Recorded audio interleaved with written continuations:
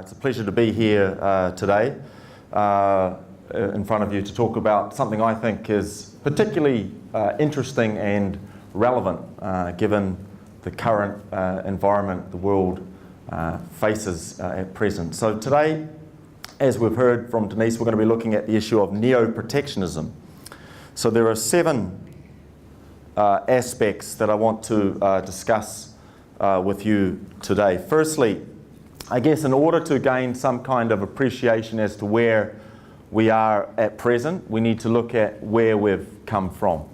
So I'm going to start way back in the 1930s, okay, and we're going to look at what protectionism was like at that time, okay, and then I'm going to take you guys through a little bit of a journey in chronological order and follow that up by looking at how things changed following the Second World War, and in particular the Bretton Woods institutions that were founded towards the end of that conflict. I'll then take you through the growth in free trade that occurred for, I guess, the best part of 60 or 70 years.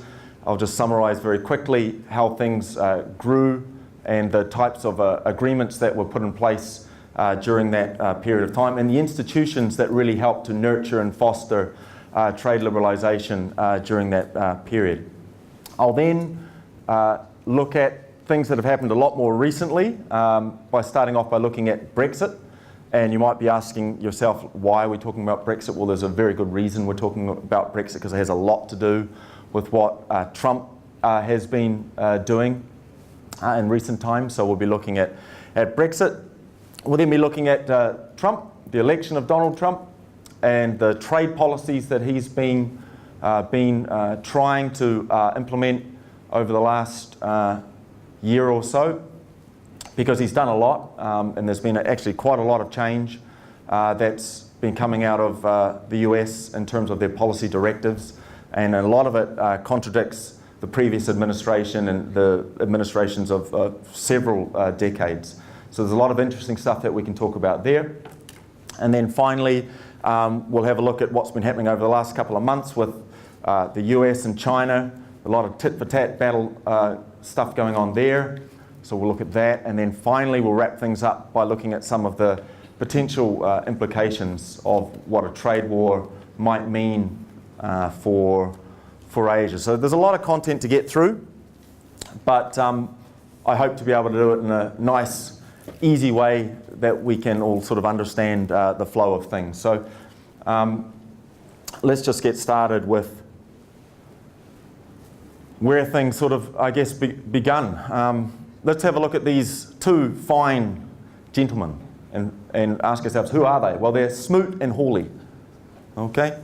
Reed Smoot is this man here, and Willis Hawley is that man there, I think. Okay, these people are interesting. Why are they interesting? Because they were the people behind the Smoot and Hawley Trade Act, or as it's officially known, the Trade Act of 1930. Now, why is this act important? Why is it relevant? Well, it basically goes against all of the trade policy that was happening previously. A lot of the trade policy that was being done in the 1920s before the Wall Street crash of 1929 was relatively open to trade. Relatively open to trade. But with the Wall Street crash in 1929, the current US presidential administration under Herbert Hoover decided that the best thing that they could do to try and encourage development and growth was to actually take a different tack. Okay? And that was to implement a whole different range of trade policy measures, protectionist trade policy measures. So under this agreement, about 900 to 1,000 imported product categories faced significant increases in trade tariffs. Okay, anywhere from 20 to 50% increases in the rate of tariffs. Okay, came into place as a result of this act. So, as a result of this, what happened? Well, what they wanted to happen is to encourage economic development, to try and rebuild the damaged US economy. You know, it was in the middle of a depression, trying to come to grips with the Wall Street crash. But this kind of what they call bigger thy neighbor policy actually had a very contradictory effect. Other countries got brassed off. They weren't happy with what the US was doing. So how did they react? They retaliated. Okay? And one of the first to retaliate was Canada. One of the most important trading partners of the US at the time. And they reacted very, very aggressively by increasing their own tariffs. So what you have happening is this. The US consumer, when facing tariffs for products coming into the US, are increasing the costs for them.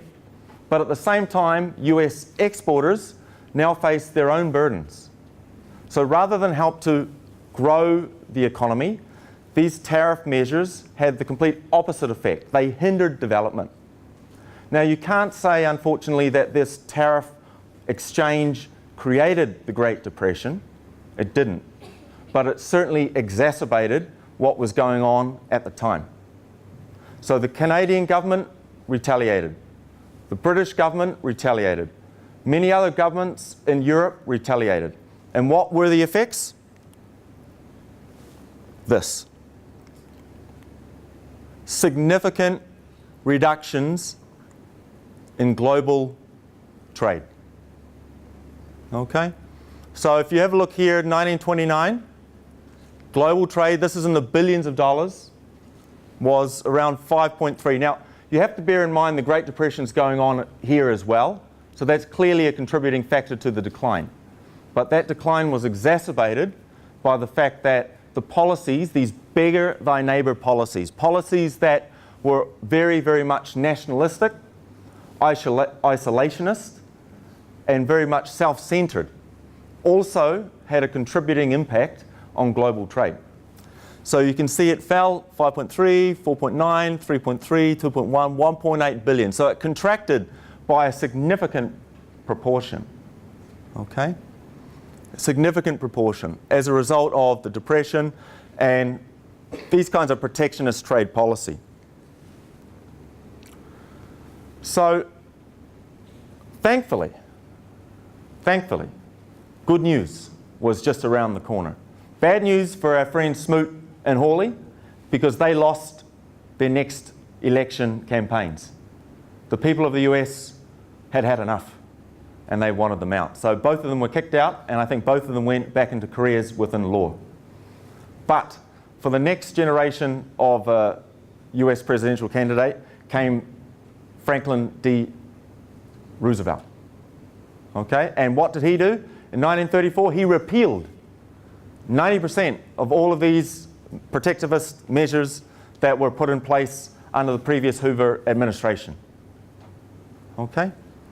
So, to sort of move forward here, I don't want to get stuck in sort of what are the catalysts for the Second World War. Certainly this bigger thy neighbor policy had an impact, but there are a whole range of other factors around the Treaty of Versailles, the way Germany were treated, etc., in that end of World War I situation that definitely played a big role.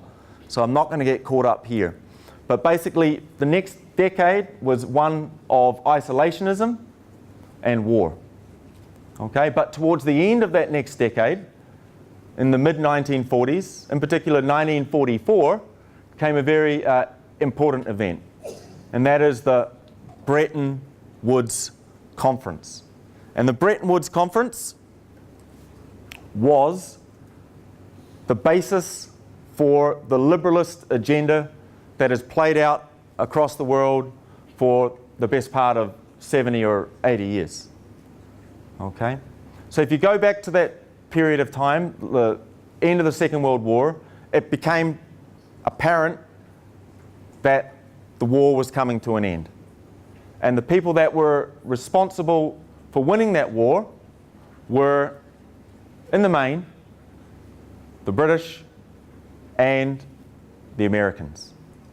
So, when it came to trying to sort out what the economic agenda would be and the way that the policy agenda would be shaped following the Second World War, it came down to two individuals.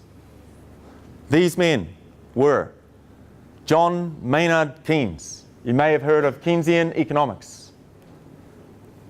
And Dexter White. British, American. Who do you think won? British. No. The Americans. Under Dexter White, they were the dominant player in the global economy. They were the ones with the trump cards. Okay? So under Dexter White, he had this laissez-faire. And if my French is wrong, I apologize. But the basic meaning of that French term is let it be. Let the markets be. Keynes believed in more active government. Very different than a laissez-faire market in which business and individuals dictate the way things function. Okay? So he was a strong advocate for laissez-faire attitudes between government and the private sector. He believed, freer the market, freer the people. And from that belief came the creation of two big institutions, one of which is still here today, the IMF, the International Monetary Fund, still here. Okay? The other one is still here, but it's under a different name. The International Bank of Reconstruction and Development is now called what? World Bank. The World Bank. Yes, the World Bank. But at that time, when they were created under the Bretton Woods Conference, which was in New Hampshire, US, by the way, its primary responsibility was to rebuild Europe. Europe was flattened. There wasn't much left that was standing. So that institution was set up to rebuild and invest in Europe so that it was able to grow again. The International Monetary Fund was there to, as you might guess, manage monetary policy. Now there was another big institution that they very much wanted to get across the line at Bretton Woods, and it was called the International Trade Organization, the ITO. Okay? But it failed. And it failed because it couldn't get ratification in the US Senate. Okay? Ratification just means it couldn't be passed. There wasn't enough members of the Senate to vote for it to get it through in legislation. So what happened? What was the compromise? Seeing we're focusing on trade, let's keep on with the ITO issue. What was the compromise? GATT was the compromise. The General Agreement on Tariffs and Trade. My own country, New Zealand, was a founding member of that institution in 1947. What did it stand for? Very simply. Oh, sorry.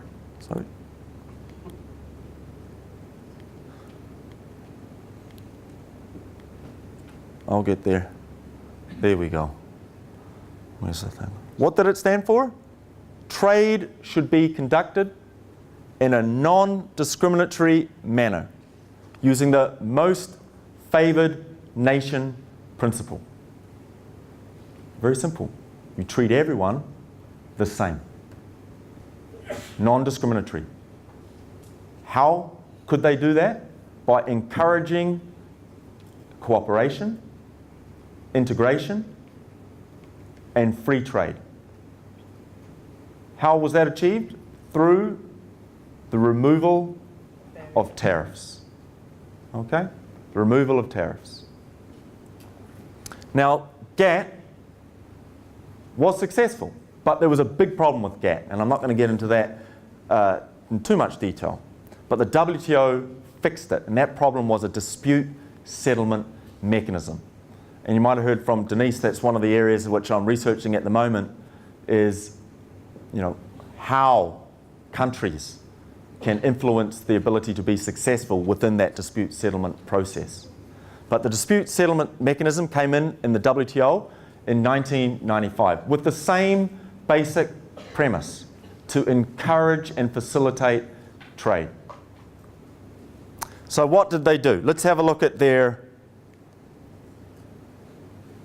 history. Were they successful? Well, like any kind of institution, there's debate. Okay? But I'd like to think that they have been successful in what they set out to do. If you have a look at what one of their primary objectives was, and that was to reduce tariff rates, they achieved that. They achieved that outcome. Now, down the bottom here, we have these different things. These are trade rounds. Now, under GATT and now the WTO, there are trade rounds that occur, and they seek to achieve a range of objectives. But the primary objective for most of them has been the removal of tariffs. Okay? So you can see here Geneva, Kennedy, Tokyo, Uruguay, and now most recently Doha. Tariff rates have been falling. Now, Uruguay is important because what happened during the Uruguay round? The WTO was created during those discussions, okay? But Doha undoubtedly is seen to be a failure. The biggest problem in the whole history of the multilateral trading regime is Doha. It's been going since 2001, and it's still going. They're nowhere near getting an agreement on it. So within that kind of problem lies a lot of frustration. And some of that frustration has been borne out through the types of bilateral, country-to-country agreements that have been signed. Because rather than rely on the WTO at a multilateral perspective to sort things out, countries have said, hey, enough with the WTO, we're going to go out and we're going to negotiate regional and bilateral deals ourselves. Okay, so because of that, you've seen some real growth in trade and in terms of the types of agreement that have been signed. Now this here, I like to be thorough. I've gone back a long way. But you can see some big things happening after 2001. And you can say, oh, China joined the WTO in 2001, maybe that's a big part. And it could be. But you can also argue that within the problems of Doha have been that need for countries to go out and negotiate bilateral, regional agreements for themselves. Now, I come from New Zealand. New Zealand is very much a country that embraces free trade. Very much signed a lot of agreements. I previously worked in South Korea. South Korea is another country that is very, very export-orientated in its approach. They too have signed a lot of agreements. So you can see significant trends in the types of agreements that are being signed. But, as I said, in the background, while this was going on, there has been a simmering anti-globalization movement. And it's not a new thing. What's happening today is not new. In fact, you could argue it's probably been going on since the whole thing started. But since Seattle was a real turning point. Seattle, late 90s, there was a real push. That anti-globalization movement was a real push to try and, change things. So people started to stand up. Started to stand up against what they saw was this corporate greed.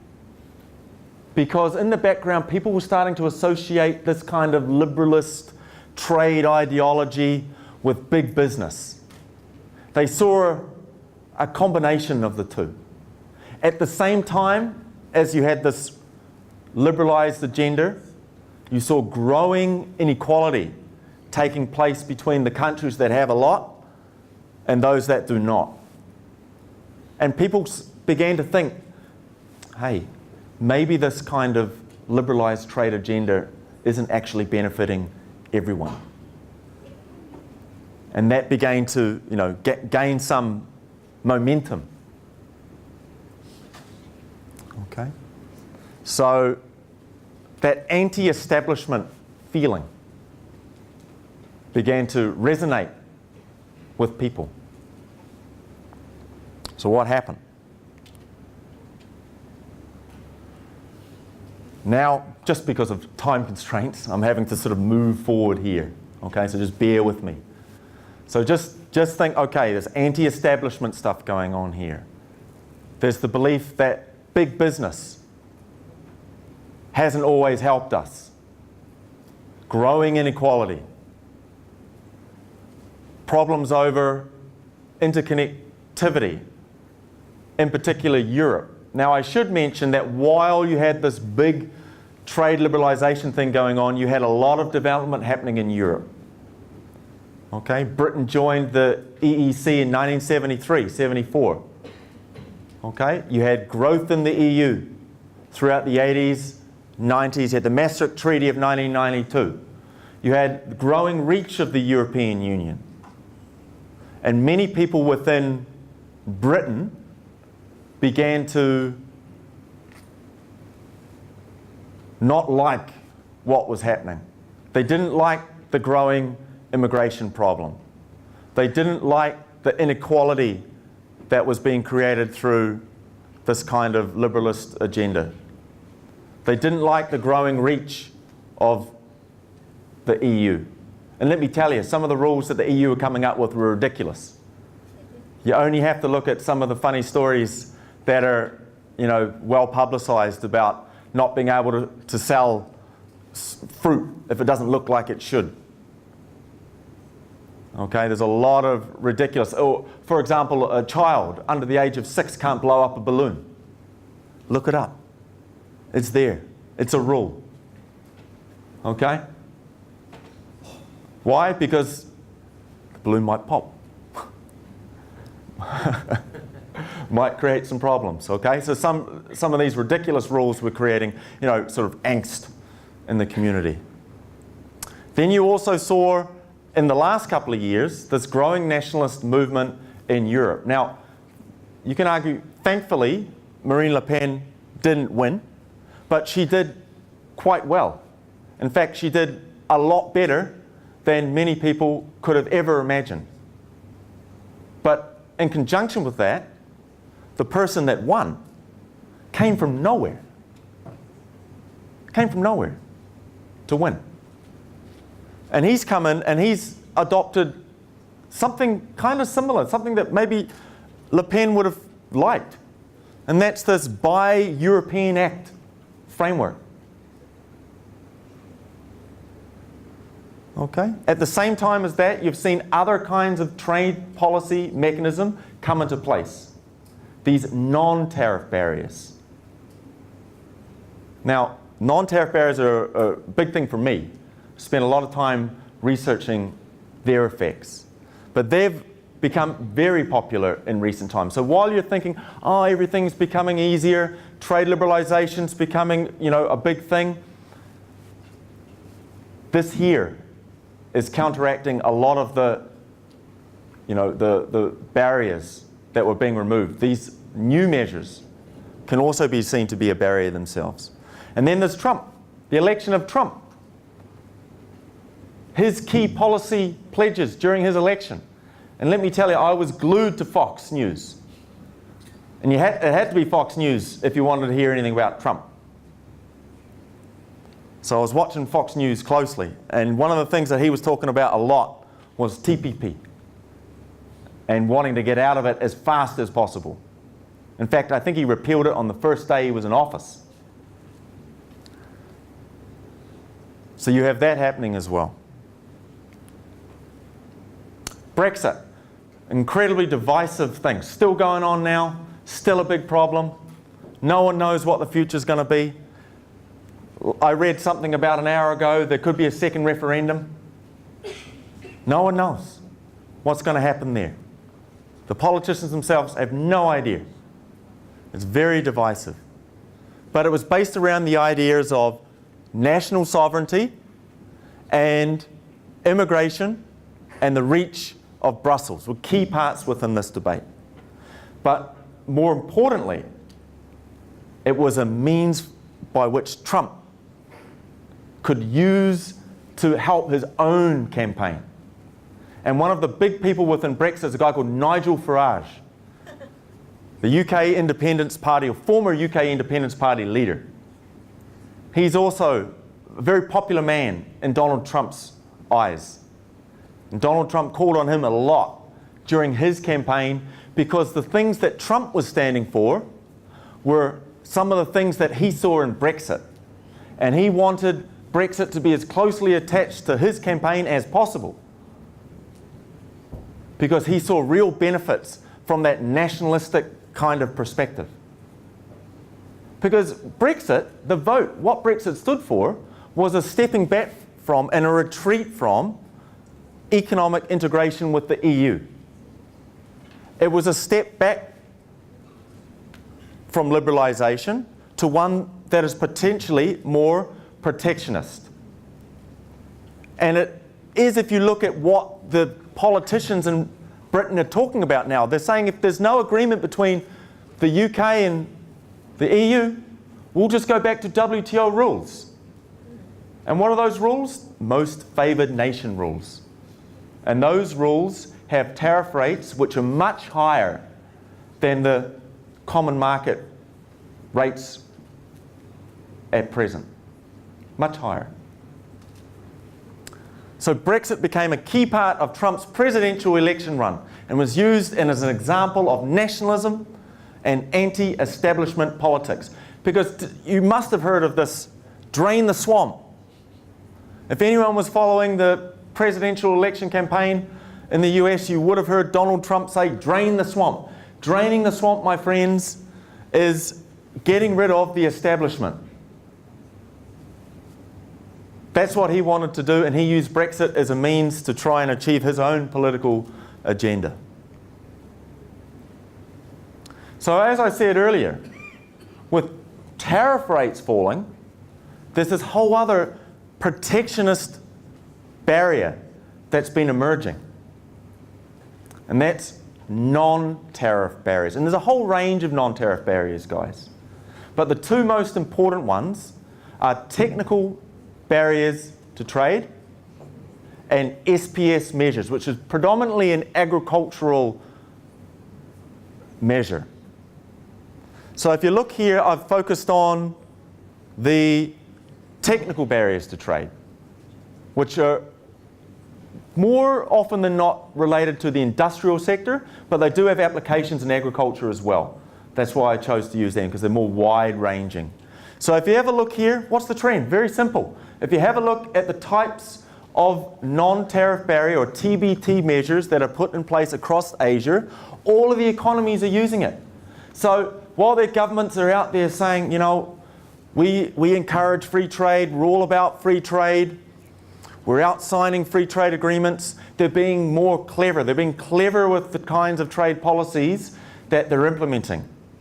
Because what I've found with my research is that these here act as a tariff, more often than not.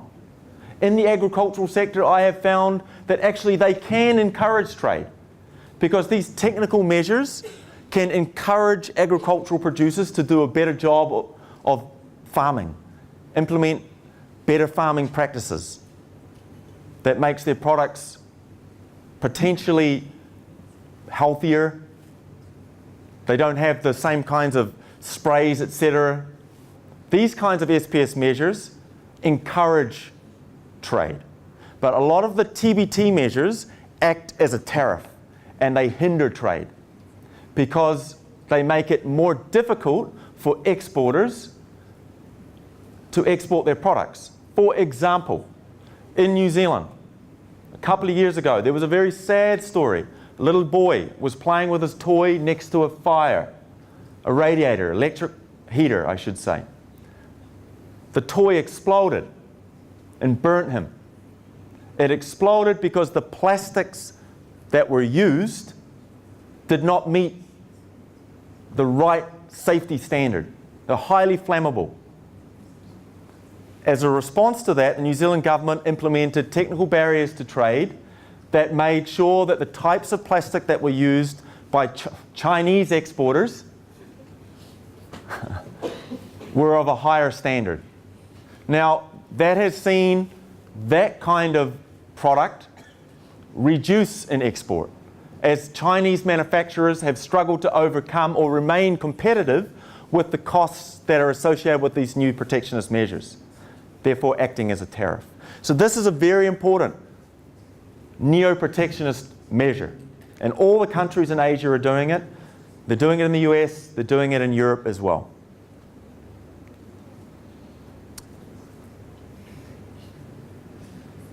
As I said, I tell you what, we could have a lecture just on Trump's tweets.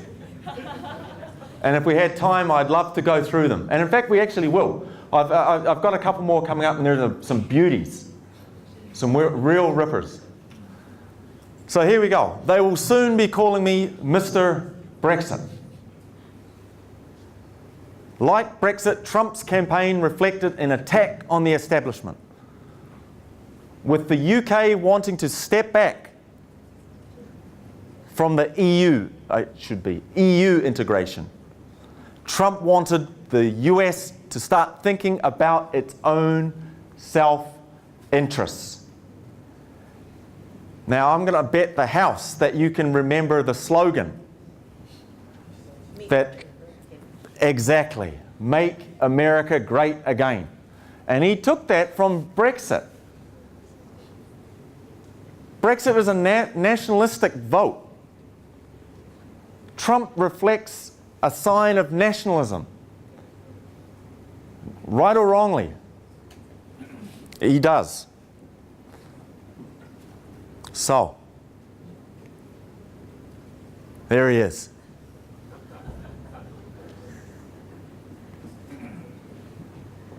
Loving it.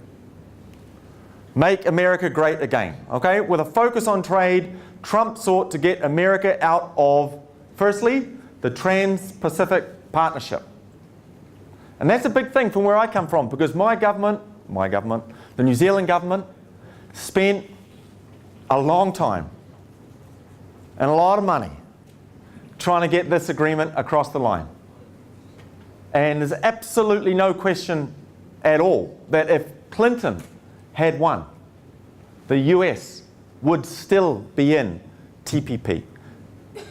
Because Clinton, her predecessor, Obama, it was everything. It was such a key fact, or key part of his trade policy agenda, was to get the Trans-Pacific Partnership across the line. When Obama's, following candidate under the Democratic, Party, Clinton, when she lost, TPP was out the window. The other thing, American nationalism. Trump's argument was that trade liberalization and a lot of US economic policy was not in the best interests of the US people, or as he saw it, the people of the mainland part of the US, the middle America. It hurt them. And you can argue that that's why he won. Because in order for him to win the election, he had to flip a whole heap of blue Democratic states. Pennsylvania, Iowa, Ohio. He had to flip these in order to win. So you can argue he was onto something. He was right. He may not have won the popular vote, but he did enough to win the election.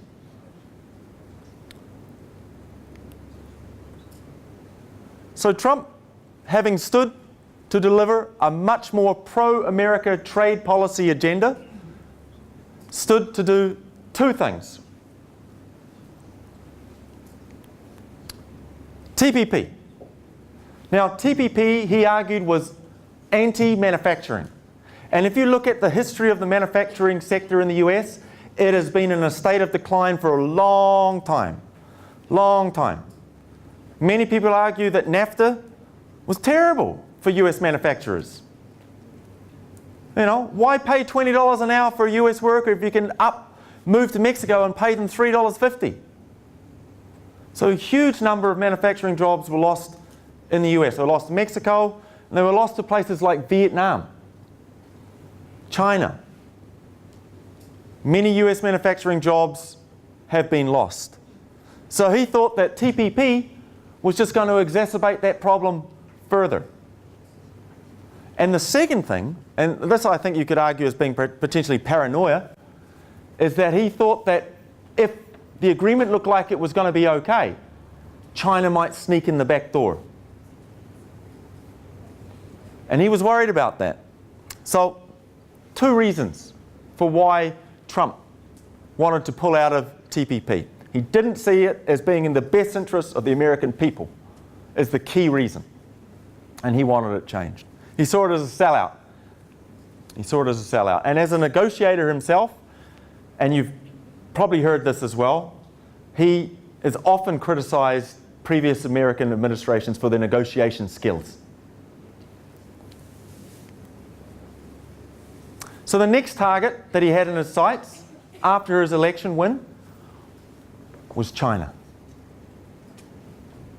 For a long time, Trump has been tweeting and talking about the problems China creates for the US economy. So Trump was keen to turn things around to make sure that the advantage was with the US. And more importantly, this whopping trade deficit. This whopping trade deficit is at the heart of Trump's argument against China. But the thing is, it's not a new thing. This whole trade deficit thing has been going on for a long time. If you go back to the mid-1980s when it started, it's been growing at a relatively constant rate. Okay, particularly since 2001, after China entered the WTO and opened up its own economy to trade, that trade deficit has really, really grown.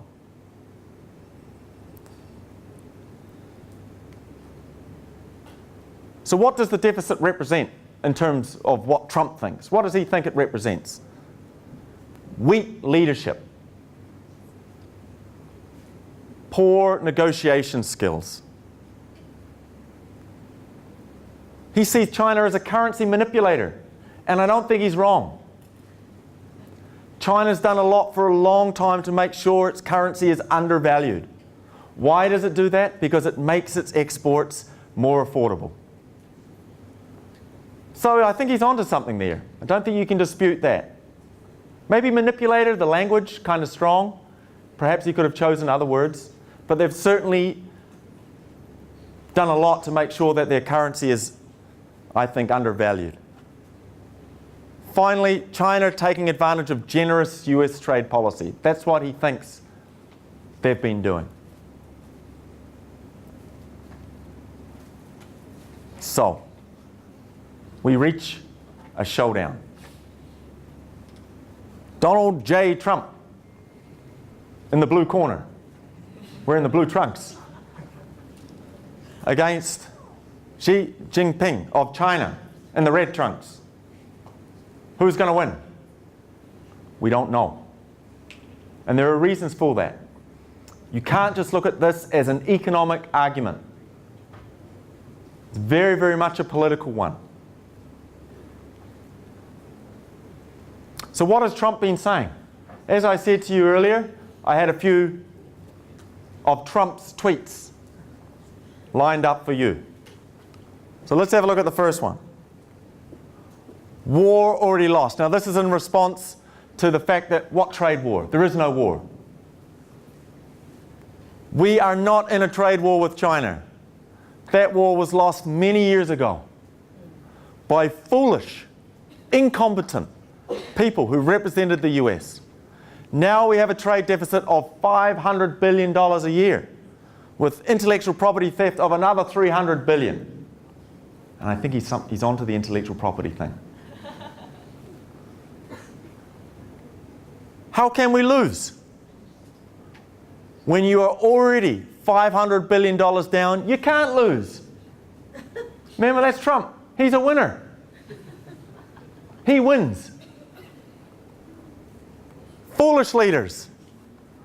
I'm very disappointed in China. Our foolish past leaders have allowed them to make hundreds of billion dollars a year in trade. He's been, he hasn't held back here. Finally, China has been taking out massive amounts of money and wealth from the US in total one-sided trade, but won't help with North Korea. Good one. So, he's had quite a lot to say on the issue. Okay? And he's done it in ways that annoy not just the Democrats, but some people in his own party. But to be honest with you, I find it refreshing. I don't mind this. It's interesting for me. I wake up every morning, what's he said now?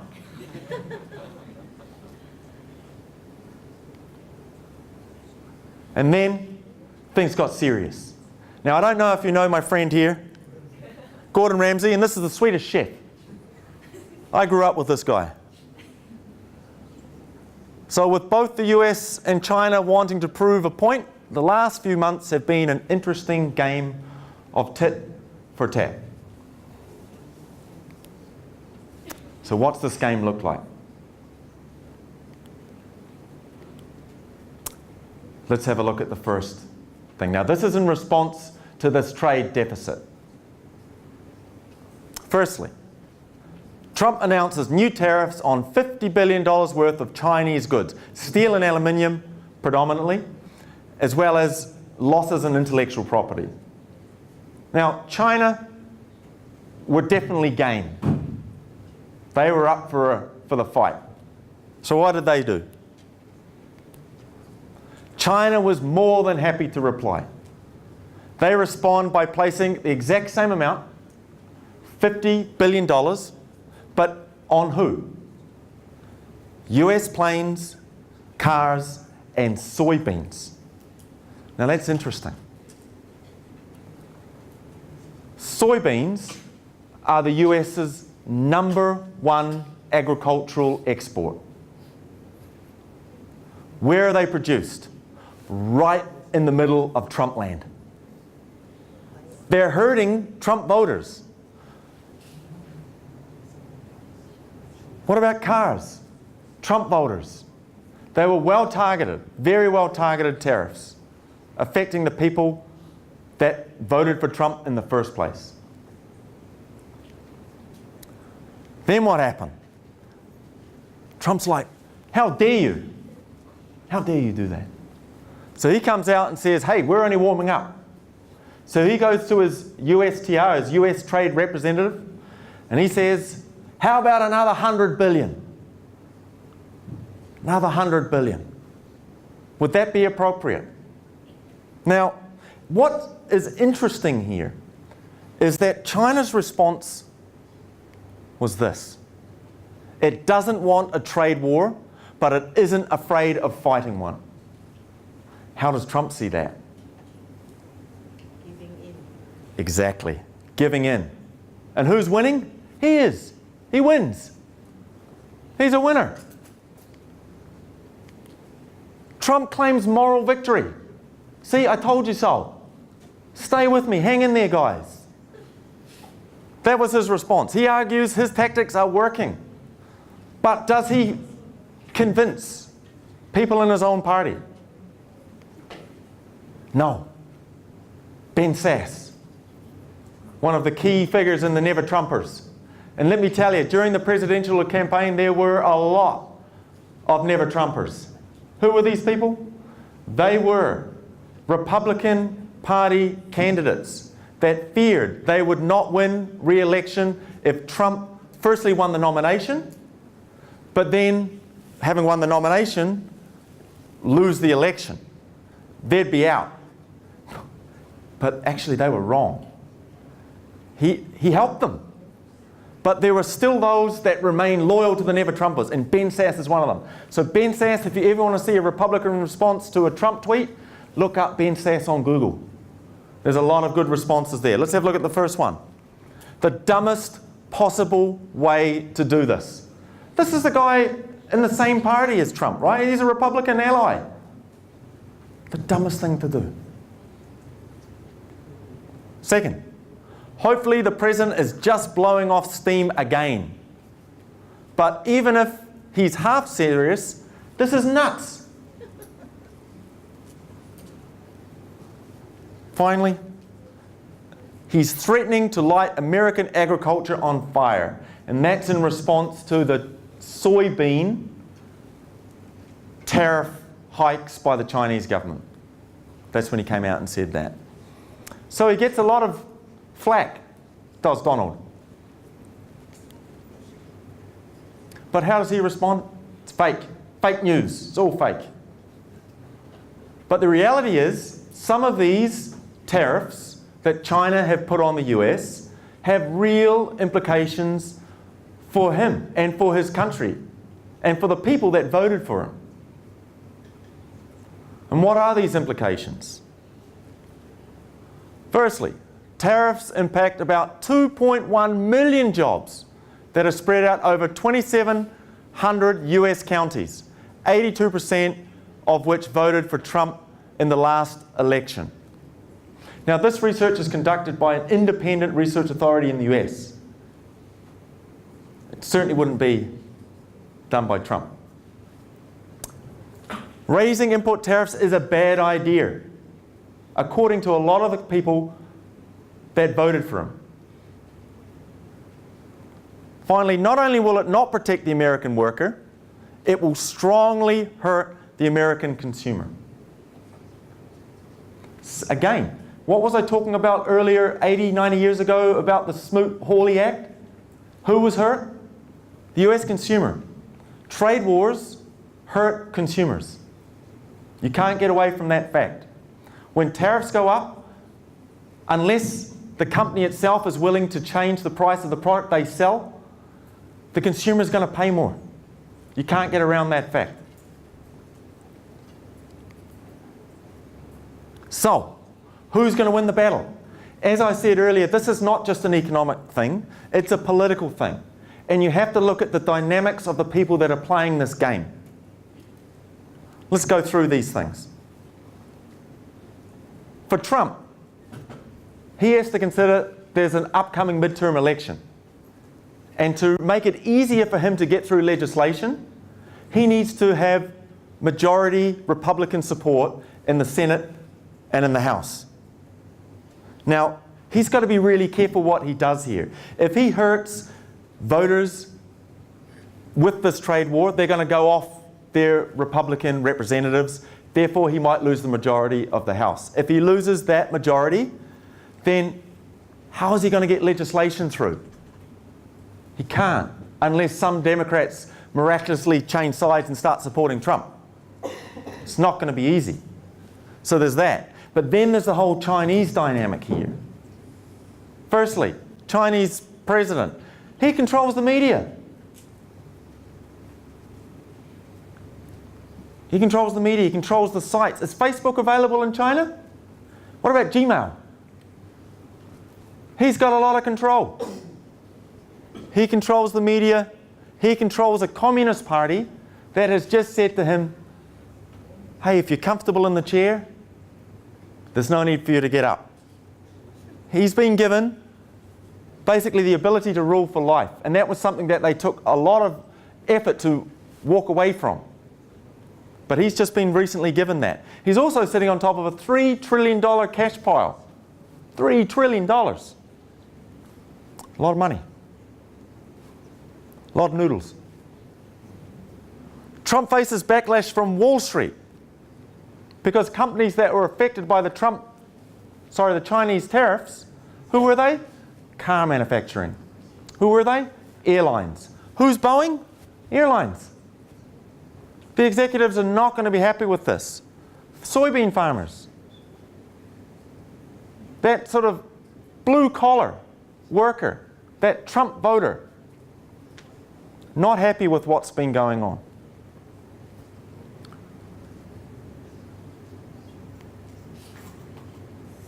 So, what are some of the impacts for Asia? Well, let's have a look at this. Firstly, what does it mean? So, steel, right? Steel was the heart of the first round of the tariffs. Now, it could mean that countries like Vietnam, Indonesia are inundated with cheap Chinese steel. Are they going to be happy with that? Not at all. And when cheap products come into a country, what can that lead to? Disputes. What kind of disputes? Anti-dumping disputes. So there could be more WTO cases put before the Dispute Settlement Panel, Dispute Settlement Board within the WTO. GDP has been forecasted to fall. As trade between the countries falls, economic output also falls. It's projected to fall by just a little over 1%. Countries with foreign debt are at risk. Okay? It can also destabilize the region with this us or them mentality. Are you going to go with China? Are you going to go with the US? Now, for a long time, the US has played a very important role in Asia. TPP was a very key part of the US remaining in Asia with some real economic influence. And that's why many people didn't want the US out of TPP, because they saw that as a step out of Asia. When you step out of Asia, that can create a vacuum. And who's going to be there to come into that vacuum? China. China will step into that space. So for a lot of countries, particularly one of my favorite countries, South Korea, has a very difficult choice to make. Their main importing relationship, China. Geopolitically, who do they really need? America. Who do they go for? It's not easy. It's a difficult decision for them to make. They want the support of the US military in Seoul and on the DMZ border. They need that. It's not an easy decision for them. So there's the us versus them mentality debate as well. But it is not all doom and gloom. Particularly in agriculture. If the US is unable to get its product into the Chinese market, there are many other producers within Asia that can fill that gap. So there's a real opportunity for agricultural producers in Asia to export more of their product into China. So increased tariffs have a good positive effect on Asian meat and fruit exporters. Beijing's new tariff on soybeans, stepping out of the Asia region just for a sec, has a really good potential upside for Argentinian or Brazilian soybean farmers. Also business. A recent HSBC business survey says that a lot of business in Asia is also well prepared to come up and deal with some of these changes. So there's opportunities for business. And also, and I think interestingly enough, Trump's actions may lead to some reform within China. Because I think China knows it needs to reform. So is that reform possible? Yes, I think it is. The nature of governance in China makes it easier. It's an autocratic one-party system. When their leader says things happen, things can happen much more easily in that kind of system. And finally, the belief that I think China's leadership is aware of the need for change. Thank you.